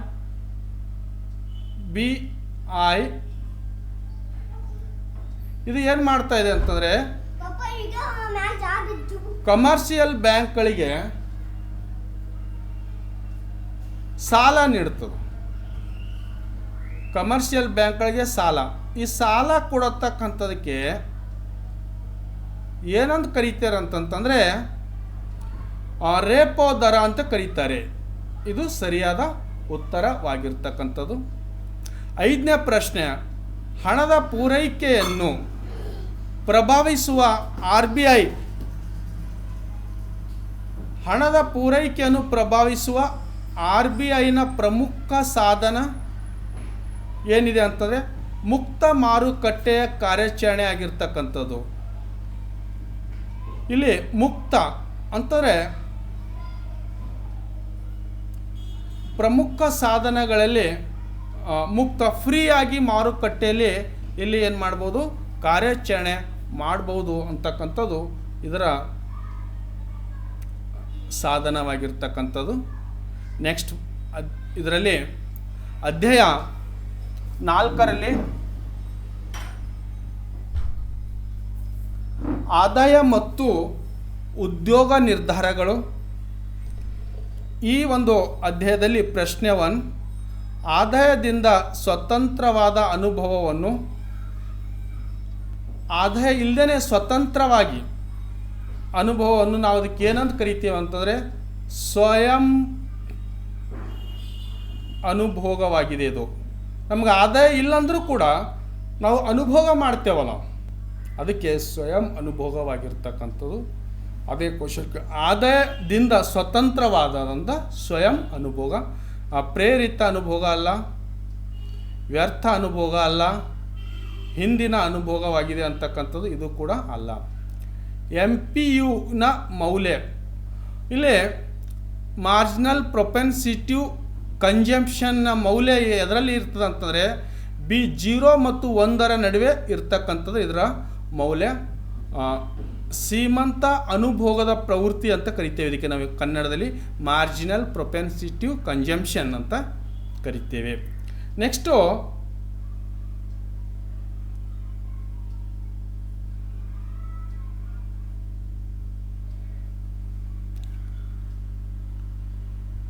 ಯೋಜಿತ ಸಮಗ್ರ ಬೇಡಿಕೆಯು ಯೋಜಿತ ಸಮಗ್ರ ಪೂರೈಕೆಗೆ ಸಮಾನವಾಗುವ ಬಿಂದುವಿನಲ್ಲಿ ಏನಿರ್ತದೆ ಅಂತಂದರೆ ಸಮತೋಲನವಿರುತ್ತದೆ. ಸಮಗ್ರ ಬೇಡಿಕೆ ಮತ್ತು ಸಮಗ್ರ ಪೂರೈಕೆ ಸಮವಾಗುವ ಬಿಂದುವಿನಲ್ಲೇ ಸಮತೋಲನ ಅಂತ ಇರ್ತದೆ. ಇದು ಸರಿಯಾದ ಉತ್ತರವಾಗಿರ್ತಕ್ಕಂಥದ್ದು. ಅಸಮತೋಲನ ಇರ್ತದೆ ಅನ್ನೋದು ತಪ್ಪಾಗಿದೆ. ಹೆಚ್ಚು ಕಡಿಮೆ ಇರುತ್ತದೆ ಅನ್ನೋದು ತಪ್ಪಾಗಿದೆ. ಹೆಚ್ಚು ಪೂರೈಕೆ ಇರುತ್ತದೆ ಅನ್ನೋದೇ ತಪ್ಪಾಗಿರ್ತಕ್ಕಂಥದ್ದು. ನೆಕ್ಸ್ಟ್ 4ನೇ ಪ್ರಶ್ನೆ, ಸಾಲದ ಸುಲಭ ಲಭ್ಯತೆಯು ಅಂತಂದರೆ ಹೂಡಿಕೆಯನ್ನು ಉತ್ತೇಜಿಸುತ್ತದೆ. ಇಲ್ಲಿ ಸರಿಯಾದ ಉತ್ತರವಾಗಿರ್ತಕ್ಕಂಥದ್ದು. ಉಳಿತಾಯ ಉತ್ತೇಜಿಸುತ್ತದೆ ಅನ್ನೋದು ತಪ್ಪಾಗಿದೆ. ಬಡ್ಡಿ ದರ ಉತ್ತೇಜಿಸುತ್ತದೆ ಅನ್ನೋದು ತಪ್ಪಾಗಿದೆ. ಮೇಲಿನ ಯಾವುದೂ ಕೂಡ ಅಲ್ಲ ಅಂತಕ್ಕಂಥದ್ದು. 5ನೇ ಪ್ರಶ್ನೆ, ಹೆಚ್ಚುವರಿ ಬೇಡಿಕೆಯ ಸನ್ನಿವೇಶದಲ್ಲಿ ಉತ್ಪನ್ನಕ್ಕಿಂತ ಬೇಡಿಕೆಯು ಏನಾಗ್ತದೆ ಅಂದರೆ ಅಧಿಕ ಇರುತ್ತದೆ ಅಂತಕ್ಕಂಥದ್ದು. ಇಲ್ಲಿ ಹೆಚ್ಚುವರಿ ಬೇಡಿಕೆ ಸನ್ನಿವೇಶದಲ್ಲಿ ಉತ್ಪಾದನೆಕ್ಕಿಂತ ಬೇಡಿಕೆ ಏನಾಗಿರ್ತದೆ ಅಧಿಕ ಇರ್ತದೆ. ಆ ಕಾರಣಕ್ಕಾಗಿ ಇದು ಸರಿ. ಇದು ಕಡಿಮೆ ಇರುತ್ತದೆ ಅನ್ನೋದು ತಪ್ಪು, ಭಿನ್ನವಾಗಿರುತ್ತದೆ ಅನ್ನೋದು ತಪ್ಪು, ಮತ್ತು ಮೇಲಿನ ಯಾವುದೂ ಕೂಡ ಅಲ್ಲ. 5ನೆಯ ಒಂದು ಚಾಪ್ಟರ್ ಸಮಗ್ರ ಅರ್ಥಶಾಸ್ತ್ರದಲ್ಲಿ ಸರ್ಕಾರದ ಮುಂಗಡ ಪತ್ರ ಮತ್ತು ಆರ್ಥಿಕತೆಯಲ್ಲಿ ಬರ್ತಕ್ಕಂಥ ಪ್ರಶ್ನೆಗಳು. ವ್ಯಕ್ತಿಗಳು ಮತ್ತು ಉದ್ಯಮಿ ಘಟಕಗಳ ಮೇಲಿನ ತೆರಿಗೆಗಳನ್ನು ಏನಂತ ಕರಿತೀವಿ ಅಂತಂದರೆ ನೇರ ತೆರಿಗೆ ಅಂತ ಕರಿತೇವೆ. Direct tax. ಈ ಪರೋಕ್ಷ ತೆರಿಗೆಗಳಂತಂದರೆ ತಪ್ಪಂದರೆ ಇಂದ ಹೌದಾ B ಹೀಗೆ ಒಬ್ಬರ ಮೇಲೆ ಒಬ್ಬರು ಹೋಗಿ ತೆರಿಗೆಯನ್ನು ಹಾಕ್ತಕ್ಕಂಥದಕ್ಕೆ ನಾವೇನು ಕರಿತೇವೆ ಅಂತಂದರೆ ಪರೋಕ್ಷ ತೆರಿಗೆ ಅಂತ ಕರಿತೇವೆ. ನಿರ್ದಿಷ್ಟ ತೆರಿಗೆಗಳು ಕೂಡ ಅಲ್ಲ ಮತ್ತು ತೆರಿಗೆಯೇತರ ಆದಾಯಗಳು ಕೂಡ ಅಲ್ಲ. ಇವು ನೇರ ತೆರಿಗೆ. ಇದು ಸರಿಯಾದ ಉತ್ತರ. ದೇಶದೊಳಗೆ ಉತ್ಪಾದಿಸಲಾದ ಸರಕುಗಳು ಮೇಲೆ ವಿಧಿಸಿದ ಸುಂಕವನ್ನು ಏನಂತ ಕರಿತೀವಿ ಅಂದರೆ ದೇಶದ ಒಳಗೆ ಉತ್ಪಾದಿಸಲಾದ ಸರಕುಗಳು ಅಬಕಾರಿ ತೆರಿಗೆ ಸುಂಕಗಳೆಂದು ಕರೆಯುತ್ತೇವೆ. ದೇಶದೊಳಗೆ ಉತ್ಪಾದಿಸಲಾದ ಸರಕುಗಳ ಮೇಲೆ ವಿಧಿಸಿದ ಸುಂಕಗಳನ್ನು ಅಬಕಾರಿ ತೆರಿಗೆ ಸುಂಕ ಅಂತ ಕರೆಯುತ್ತೇವೆ. ಇಲ್ಲಿ ಸೇವಾ ತೆರಿಗೆ ಅಲ್ಲ, ವಾರಸುದಾರರ ತೆರಿಗೆ ಅಲ್ಲ ಮತ್ತು ಆಮದು ರಫ್ತು ತೆರಿಗೆ ಸುಂಕ ಅಲ್ಲ. ಸ್ವಯಂಚಾಲಿತ ಕಂಪನ ಗ್ರಾಹಕದಂತೆ ಕಾರ್ಯನಿರ್ವಹಿಸುವ ತೆರಿಗೆ. ಸ್ವಯಂಚಾಲಿತ ಕಂಪನ ಗ್ರಾಹಕದಂತೆ ಕಾರ್ಯನಿರ್ವಹಿಸುವ ತೆರಿಗೆ ಇಲ್ಲಿ ಪ್ರಮಾಣ ಅನುಗುಣ ಆದಾಯ ತೆರಿಗೆ ಅಂತ ಕರಿತೇವೆ. ಇದು ಸರಿಯಾದ ಉತ್ತರ. ಗುಣಾತ್ಮಕ ಆದಾಯ ತೆರಿಗೆ ತಪ್ಪು. ಆದಾಯ ತೆರಿಗೆಯಾಗಿದೆ ಅನ್ನೋದು ಕೂಡ ಇದು ಕೂಡ ತಪ್ಪಾಗಿದೆ. ಮತ್ತು ಪರಿಮಾಣಾತ್ಮಕ ತೆರಿಗೆ ಇದು ಕೂಡ ತಪ್ಪಾಗಿದೆ. ಈ ಪ್ರಶ್ನೆಗೆ ಸಂಬಂಧಪಟ್ಟಿರ್ತಕ್ಕಂಥದ್ದು. ಈ ಕೆಳಗಿನವುಗಳಲ್ಲಿ ಯಾವುದು ಕಾಗದದ ತೆರಿಗೆಗೆ ಉದಾಹರಣೆಯಾಗಿದೆ ಅಂತಂದರೆ ಸಂಪತ್ತಿನ ತೆರಿಗೆ ಸರಿಯಾದ ಉತ್ತರ ಆಗಿರ್ತಕ್ಕಂಥದ್ದು. ಆದಾಯ ತೆರಿಗೆ ಅಲ್ಲ, ಅಬಕಾರಿ ತೆರಿಗೆ ಅಲ್ಲ, ಆಮದು ಮತ್ತು ರಫ್ತು ಸುಂಕ ಅಲ್ಲ.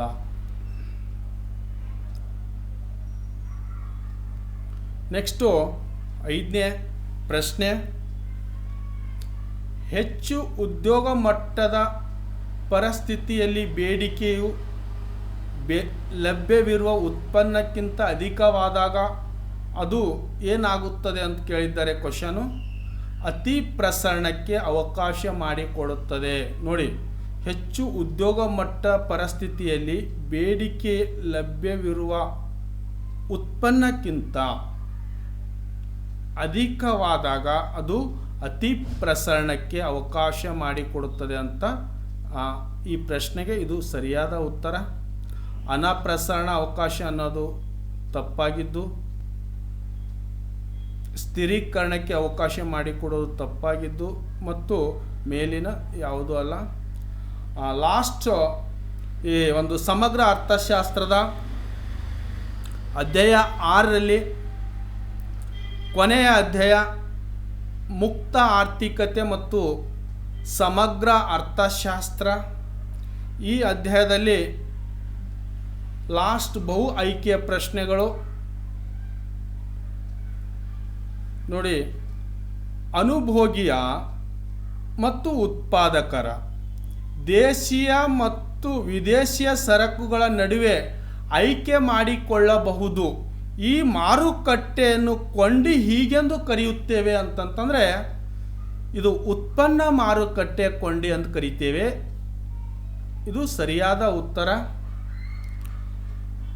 ನೋಡಿ, ಅನುಭೋಗಿ ಉತ್ಪಾದಕರು ದೇಶೀಯ ಮತ್ತು ವಿದೇಶಿಯ ಸರಕುಗಳ ನಡುವೆ ಇದಕ್ಕೆ ಉತ್ಪನ್ನ ಮಾರುಕಟ್ಟೆ ಕೊಂಡಿ ಅಂತೇವು. ಹಣದ ಮಾರುಕಟ್ಟೆ ಕೊಂಡಿ ಅನ್ನೋದಿಲ್ಲ, ಶ್ರಮದ ಮಾರುಕಟ್ಟೆ ಕೊಂಡಿ ಅಲ್ಲ, ಮೇಲಿನ ಯಾವುದೂ ಕೂಡ ಅಲ್ಲ. ಪ್ರಶ್ನೆ ನಂಬರ್ 2, ಬೇಡಿಕೆ ಪೂರೈಕೆಗಳು ಮಾರುಕಟ್ಟೆ ಬಲಗಳಿಂದ ನಿರ್ಧಾರವಾಗುವ ವಿನಿಮಯ ದರವನ್ನು ಹೀಗೆಂದು ಕರೆಯುತ್ತೇವೆ ಅಂತಂದರೆ ಇಲ್ಲಿ ಬದಲಾಗುವ ವಿನಿಮಯ ದರ ಅಂತ ಕರಿತೇವೆ. ಬೇಡಿಕೆ ಮತ್ತು ಪೂರೈಕೆಗಳು ಎರಡು ಮಾರುಕಟ್ಟೆಯ ಬಲಗಳಿಂದ ಇದರಲ್ಲಿಂದ ಏನಾಗಬೇಕು, ನಿರ್ಧಾರವಾಗುವುದು. ಇಂಥದಕ್ಕೆ ವಿನಿಮಯ ದರವನ್ನು ಹೀಗೆಂದು ಕರೆಯುತ್ತೇವೆ ಅಂತ ಪ್ರಶ್ನೆ ಅದಲ್ಲ, ಅದು ಬದಲಾಗುವ ವಿನಿಮಯ ದರ ಅಂತ ಸರಿಯಾದ ಉತ್ತರ. ಇಲ್ಲಿ ಸ್ಥಿರ ವಿನಿಮಯ ದರ ಅಲ್ಲ, ಡರ್ಟಿ ಬದಲಾಗುವ ವಿನಿಮಯ ದರ ಅಲ್ಲ, ಯಾವುದೂ ಅಲ್ಲ. ನೆಕ್ಸ್ಟ್ 3ನೇ ಪ್ರಶ್ನೆ, ಜಗತ್ತಿನ ಇತರೆ ದೇಶಗಳು ಮತ್ತು ದೇಶಿವಾಸಿಗಳು ನಡುವೆ ಈ ವ್ಯವಹಾರಗಳನ್ನು ಸಂದಾಯ ಬಾಕಿಯನ್ನು ದಾಖಲಿಸುತ್ತವೆ ಅಂತಂದರೆ ಈ ಮೇಲಿನ ಎಲ್ಲವೂ ಅಂತ ಸರಿಯಾಗಿದೆ ವಿದ್ಯಾರ್ಥಿಗಳು. ಇಲ್ಲಿ ಸರಕುಗಳು ಕೂಡ ದಾಖಲೆ ಆಗ್ತದೆ, ಸೇವೆಗಳು ಕೂಡ ದಾಖಲೆ ಆಗ್ತದೆ, ಆಸ್ತಿಗಳನ್ನು ಕೂಡ ದಾಖಲೆ ಆಗುತ್ತದೆ. ಆ ಕಾರಣಕ್ಕಾಗಿ ಮೇಲಿನ ಎಲ್ಲವೂ ಸರಿ ಅಂತಕ್ಕಂಥದ್ದು ಉತ್ತರ. 4ನೇದು, ದೇಶೀಯ ಕರೆನ್ಸಿ ರೂಪದಲ್ಲಿ ಒಂದು ದೇಶದ ಕರೆನ್ಸಿ ಬೆಲೆಯನ್ನು ದರವನ್ನು ಹೀಗೆಂದು ಕರೆಯಲಾಗುತ್ತದೆ ಅಂತಂದರೆ ಇಲ್ಲಿ ವಿದೇಶಿಯ ವಿನಿಮಯ ದರ ಅಂತ ಕರೆಯಲಾಗುತ್ತದೆ. ವಿದೇಶಿ ಕರೆನ್ಸಿ ರೂಪದಲ್ಲಿ ಒಂದು ದೇಶದ ಕರೆನ್ಸಿಯ ಬೆಲೆಯನ್ನು ದರವನ್ನು ಹೀಗೆಂದು ಕರೆಯಲಾಗುತ್ತದೆ ಅಂತಂದರೆ ವಿದೇಶಿಯ ವಿನಿಮಯ ದರ ಅಂತ ಕರೆಯಲಾಗುತ್ತದೆ. ಇದು ಸರಿಯಾದ ಉತ್ತರ. ಇದು ಲಾಸ್ಟ್ ಪ್ರಶ್ನೆ. ಈ ಪ್ರಮಿತಿಯಲ್ಲಿ ಕರೆನ್ಸಿಗಳು ಚಿನ್ನದ ರೂಪದಲ್ಲಿ ವ್ಯಾಖ್ಯಾನಿಸಲಾಗುತ್ತದೆ ಅಂತಂದರೆ ಇಲ್ಲಿ ಚಿನ್ನದ ಪರಿಮಿತಿ ಅಂತಕ್ಕಂಥದ್ದು ಸರಿಯಾದ ಉತ್ತರ. ಲೋಹದ ಪರಿಮಿತಿ ತಪ್ಪಾಗಿದೆ, ಬೆಳ್ಳಿ ಪರಿಮಿತಿ ತಪ್ಪಾಗಿದೆ, ಮೇಲಿನ ಯಾವುದೂ ಕೂಡ ಅಲ್ಲ ಅಂತಕ್ಕಂಥದ್ದು ತಪ್ಪಾಗಿದೆ. ಓಕೆ, ಇಲ್ಲಿವರೆಗೆ ವಿದ್ಯಾರ್ಥಿಗಳೇ, ಸುಮಾರು ಸೂಕ್ಷ್ಮ ಮತ್ತು ಸಮಗ್ರ ಅರ್ಥಶಾಸ್ತ್ರದ ಬರ್ತಕ್ಕಂಥ ಬಹು ಆಯ್ಕೆಯ ಪ್ರಶ್ನೆಗಳು ಅಥವಾ ಮಲ್ಟಿಪಲ್ ಚಾಯ್ಸ್ ಕ್ವಶನ್ಸ್ಗಳು ವಾರ್ಷಿಕ ಪರೀಕ್ಷೆ ಉಪಯುಕ್ತತೆಯಾಗಿ ನಿಮಗೆ ತುಂಬ ಅನುಕೂಲ ಮಾಡಿಕೊಟ್ಟಿದ್ದೇನೆ. ಅದರ ಸದುಪಯೋಗವನ್ನು ತಾವು ಪಡ್ಕೊಳ್ಬೇಕು. ಇಲ್ಲಿವರೆಗೆ ನನ್ನ ವಿಡಿಯೋ ಯಾರ್ಯಾರು ವೀಕ್ಷಿಸಿದ್ದೀರಿ ಅವರೆಲ್ಲರಿಗೆ ಧನ್ಯವಾದಗಳು ಅಥವಾ ಥ್ಯಾಂಕ್ಸ್ ಫಾರ್ ವಾಚಿಂಗ್ ಅಂತ ಹೇಳುತ್ತಾ, ನಿಮಗೆ ಈ ವಿಡಿಯೋ ಮತ್ತೊಮ್ಮೆ ಇಷ್ಟ ಆಗಿದೆ ನಿಮ್ಮ ಫ್ರೆಂಡ್ಸ್ಗೆ, ನಿಮ್ಮ ಗೆಳೆಯರಿಗೆ ಫಾರ್ವರ್ಡ್ ಮಾಡಿ ಹೇಳಿ ನನ್ನ ಚಾನೆಲ್ಗೆ, ನನ್ನ ಕ್ಲಾಸ್ಗಳಿಗೆ ತಾವು ಸಪೋರ್ಟ್ ಮಾಡಬೇಕು ಅಂತ ಹೇಳುತ್ತಾ ಇವತ್ತಿನ ತರಗತಿ ಇಲ್ಲಿಗೆ ಮುಗಿಸ್ತಾ ಇದ್ದೀನಿ. ನಮಸ್ಕಾರಗಳು.